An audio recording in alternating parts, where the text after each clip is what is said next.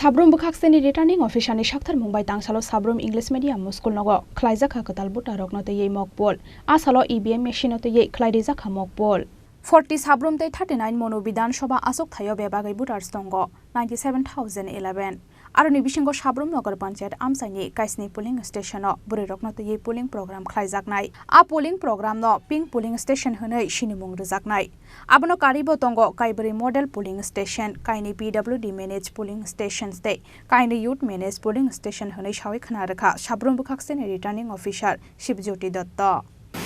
আজকে আমাদের mock poll হচ্ছে শুধুমাত্র presiding first polling second polling অফিসারদের নিয়ে আমাদের আজকে মক পোল হচ্ছে যাতে হ্যান্ডস অন ইভিএম আমরা মূল জোর দিয়ে আমরা করছি যাতে ইলেকশনের সময় যাতে অসুবিধা না হয় আর এই প্রসঙ্গে এটা বলা যায় যে আমাদের মোট ৯৭,০১১ হচ্ছে কি আমাদের মোট ভোটার এবং আমরা এবছর বেশ কিছু নতুন পোলিং স্টেশন যেগুলো